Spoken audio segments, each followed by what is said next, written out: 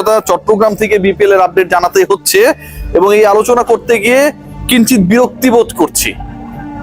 ধরেন একজন ক্রিকেটার বা একদল ক্রিকেটারকে আপনি একটা পার্টিকুলার টুর্নামেন্টে খেলতে দিলেন না এবং সেই টুর্নামেন্টে খেলতে না দেওয়ার কারণ আপনি তাদেরকে সন্দেহভাজন ফিক্সার হিসেবে হিসাব করছেন, মনে করছেন এরা ফিক্সিং এর মতো কর্মকাণ্ড করতে পারে, যেটা আর আপনি প্রমাণ করতে পারেন নাই, আপনার হাতে কোনো প্রমাণ নেই এবং কনক্লুসিভ সেই এভিডেন্স নাই দেখে আপনি বলছেন সংবাদ সম্মেলনে গিয়ে যে এই ক্রিকেটারদেরকে ফিক্সার বলা যাবে না।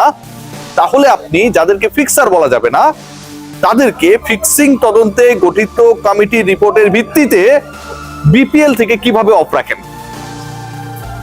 সেকেন্ড পয়েন্ট, যেটা বাংলাদেশ ক্রিকেট বোর্ডের ইফতেখার রহমান মিঠু আগে মিডিয়া কমিটির দায়িত্বে ছিলেন, এখন বিপিএল গভর্নিং কাউন্সিলের সদস্য সচিবের দায়িত্বে রয়েছেন এবং মিঠু সাহেব আরো খুব ইন্টারেস্টিং কিছু কথা বলেছেন। এনামুল হক বিজয়, মোসাদ্দেক সৈকতের ভার্সন নিয়ে আমি আসছি। সেখানে বলেছেন, দেখুন খুবই ইন্টারেস্টিং কথা, প্লেয়ারদের কথা ঠিক আছে কিন্তু ক্রিকেট খেললেই যে অকশনে নিতে হবে তেমন কোনো কথা নাই।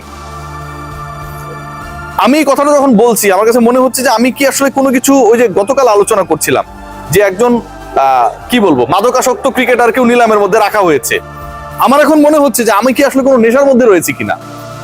ক্রিকেট খেললেই নিলামের মধ্যে রাখা হবে এমন কোনো কথা নাই। মিস্টার মিঠু এই কথা যখন বলছেন তখন অনেক সময় হাসিও পেতে পারে, কান্নাও পেতে পারে। যদি ক্রিকেট খেললেই নিলামের মধ্যে আপনি রাখবেন না এটাই মনে করেন, তাহলে আপনি এই ক্রিকেটারদেরকে খসড়া নিলামের তালিকা রাখলেন কেন?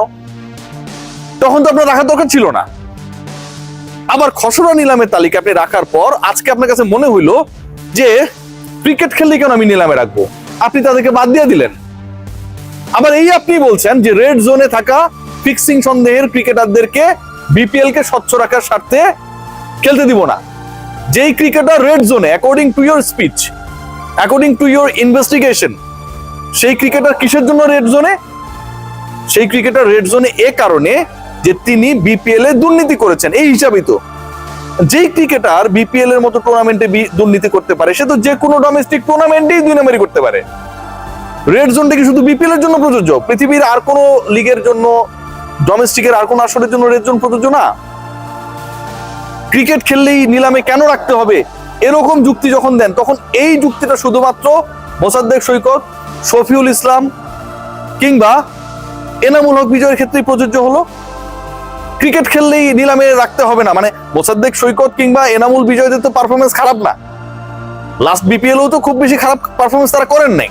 তাহলে লাস্ট বিপিএলও যারা ভালো করেছিল তারাও তো ক্রিকেট খেলে, তাদেরকে আপনি নিলাম থেকে বাইর করে দেন। জাকের আলী অনেককে বাদ দিয়ে দেন, নুরুল হাসান সোহানকে বাদ দিয়ে দেন, অন্য যে ক্রিকেটার নাজমুল হোসেন শান্তকে বাদ দিয়ে দেন। এদের বেলা এটা করলেন না কেন? বাংলাদেশ ক্রিকেট বোর্ড এই ফিক্সিং ইস্যুতে একটা গুবলেট পাকায় ফেলছে এবং সেই গুবলেটটা এমন ভাবে পেকেছে যেখান থেকে বাংলাদেশ ক্রিকেট বোর্ডের স্বয়ং বিপিএল গভর্নিং কাউন্সিল, যেটার নেতা আমার প্রিয় বুলবুল ভাই আসসালামু আলাইকুম এবং আমার অতি প্রিয় মিঠু ভাই রয়েছেন, তারা এখান থেকে এই প্যাচ থেকে বেরোতে পারছেন না। ক্রিকেট খেললেই লিস্টে রাখতে হবে, ড্রাফটে রাখতে হবে, এরকম কথা যখন বলেন তার মানে আপনাদের কাছে কোনো কনক্লুসিভ এভিডেন্স নেই। আর আপনাদের কাছে যদি কোনো কনক্লুসিভ এভিডেন্স না থাকে দুর্নীতির, ফিক্সিং এর, এলিগেশনস এর, তাহলে আপনারা কোনো ক্রিকেটারকে আপনি যতই সন্দেহ করেন না কেন কোনোভাবেই বিপিএল কেন কোনো টুর্নামেন্ট থেকে বাদ দিতে পারেন না। আবার যদি আপনি বিপিএল থেকে বাদ দেন, আপনার কাছে যদি মনে হয় যে বিপিএল কে স্বচ্ছ রাখার জন্য এনামুল বিজয়কে খেলতে দিব না, মোসাদ্দেক সৈকতকে খেলতে দিব না, তাহলে প্রত্যেকটা ঘরোয়া টুর্নামেন্ট, প্রত্যেকটা আসর থেকে এদেরকে বাদ দিতে হবে। আপনি আবার সেখান থেকে চলে আসছেন। অন্য টুর্নামেন্ট গুলো কি স্বচ্ছ করা বিপিএল বাংলাদেশ ক্রিকেট বোর্ডের কাজ না? ডিপিএল যখন হবে, এনসিএল যখন হবে, সেগুলোকে স্বচ্ছ করা আপনাদের কাজ না? এইসব টুর্নামেন্টে কোনো ধরনের ফিক্সিং কখনো হবে না এই গ্যারান্টি মিঠু ভাই আপনাকে কে দিয়েছে? এই গ্যারান্টি আপনাকে কে দিয়েছে? যেই লোকটা দিল সেই লোকটা নিশ্চয়ই আপনাকে এটা বলেছে যে বিপিএল এই দুই নম্বরই গুলো হবে, এনসিএল হবে না, ডিপিএল হবে না। তাহলে সেই লোককে ধরে আনেন, তিনি তো অনেক কিছু জানে। আপনারা একটা টুর্নামেন্ট আয়োজন করতে যাচ্ছেন, ড্রাফটের একদিন আগে আপনারা 7 জন 8 জন 9 জন ক্রিকেটারকে বাদ দিয়ে দিলেন এবং এই বাদ দেওয়ার কারণটা আপনি এর আগে আরো 5-6 দিন আগে সংবাদ সম্মেলনে বলেছেন যে একটা লিস্ট আসছে, সেই লিস্ট রেডি হচ্ছে এবং সেই লিস্টে কনক্লুসিভলি যারা এসবের সাথে জড়িত ছিল তাদেরকে বাদ রেখেই বিপিএল হবে, এই কথা আপনি বলেছেন মিঠু ভাই।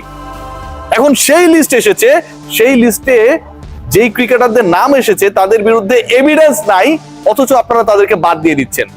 আমিও তো 5 জনকে সন্দেহ করতে পারি, আরেকজন আরো অন্য পাঁচজনকে সন্দেহ করতে পারে। এখন যে যাকে যখন সন্দেহ মনে হবে তাদেরকে খেলতে দিবে না, ওরা বিপিএল খেলতে পারবে না।